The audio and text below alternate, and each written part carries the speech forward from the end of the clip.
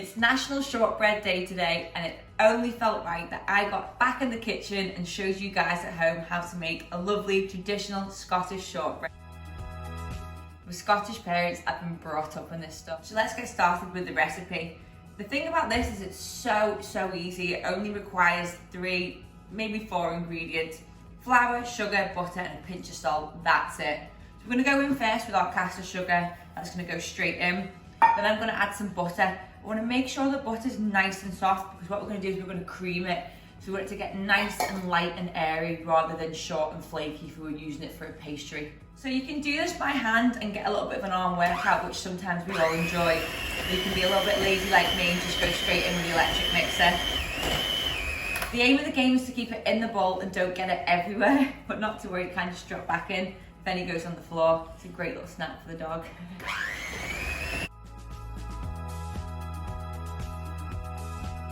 So now I've been creaming it for a couple of minutes. You can see it's really light and pale. It's completely changed colour, and that's what we're looking for. I've swapped to a spatula now because I'm going to start to add the flour in, and it'll just be an absolute disaster if we use the electric mixers to add flour into butter and sugar. So into that I'm going to add a little bit of flavouring. This is completely optional. I'm going to go with a little bit of vanilla pod. You could use some lemon zest, you could use orange zest, a bit of lime would be really nice. Or a really special little twist would be to add some dried lavender. That works so well with shortbread. But I'm just going to keep it simple today with a little bit of vanilla. Again, if you haven't got vanilla, this really will not affect the taste if you leave it out. Classically, it is just butter, sugar and flour. So then I'm going to go with my flour, just plain flour straight in, and a really good pinch of salt. Salt's so important when we're baking because it helps balance sweetness. It's the same when we're doing savoury cooking, we always might add a pinch of sugar here and there. It just helps balance everything out. So now with the spatula, I'm going to start to fold it in. You will find you're like, nothing's happening here, what's going on? Just keep going with it. And once it comes together slightly, you can then go in with your hands to bring it together to form a ball.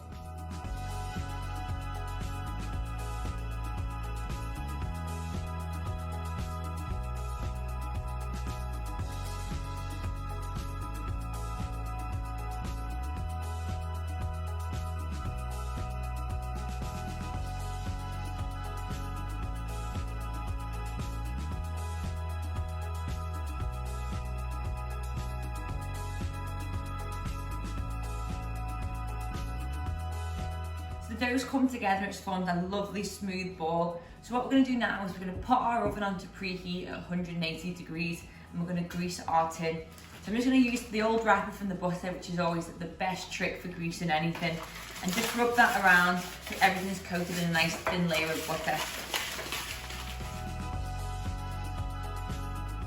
So we're ready to form our dough into our tin. So this is traditionally how it's always done, into a nice baking tin like this. If you want to make it a little bit more fancy, a bit more refined, you can put it into the fridge and then bring it out after 10 minutes once it's relaxed a little bit and roll it out and use different shaped cutters. But I'm just going to use a nice round 9-inch tin, and just with my fingertips I'm just pushing the dough out evenly so I get a nice thin smooth layer all the way around. So with my fingertips I'm just really focusing on pushing all the dough into the edges so I'm getting a nice smooth layer. This is important because when we turn the shortbread out, we want it to have a nice thin layer and we don't have any bumps or lumps in the top. So now for the fun part, we're going to add some decorative finishes. So I'm just going to go around with a fork, crimping the edges of the shortbread. I'm just taking my fork and applying pressure and pushing the dough against the tin. I'm not pushing it right into the bottom because I want to get a nice fluted edge. Once you've gone around the whole of the shortbread, creating this lovely texture, we're going to go in with a knife now, and we're just going to roughly score the portions we want. This just makes it much easier once it comes out of the oven, so we can just re-go over the lines when it's out. So now with a fork, I'm going to take the fork, but this time I'm applying more pressure and I'm pushing the fork right to the bottom of the tin. The reason why we're doing this is not just to make it look pretty, but this allows the heat to travel evenly through the shortbread, which makes you get a nice even cook and a nice soft crumbly texture. So now we put it into our tin, you can see it's nice and smooth and we've added our decorative pattern. I'm just going to put this in the fridge for 10 minutes just to let everything sort of relax and calm down because we've been working that flour and activated the gluten. So 10 minutes in the fridge. We've just come out of the fridge now, so we're ready to finish it with the caster sugar. The oven's been preheating, so it's nice and warm and ready to go. So just with some caster sugar, I'm just going to go over the top and just sprinkle it all over in a nice thin, even layer. And she'll just add a nice crunch at the end when it comes out and gives it that nice traditional sugary top. So it's going to go into the oven now for about 35 to 40 minutes. We're just looking for a nice, even, pale golden colour all over the top.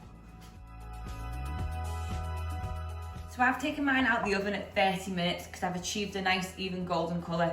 Yours might go a little bit faster, a little bit slower. It really just depends on your oven at home.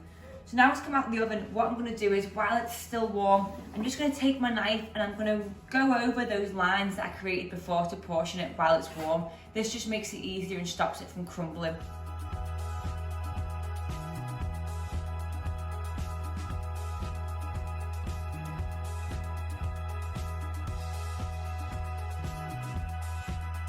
So we'll leave that to cool for about 10 minutes and then we'll turn it out and then we're ready to eat it. So there it is, I've let it cool and taken it out the tin. It's golden brown, flaky and delicious. Thanks for watching.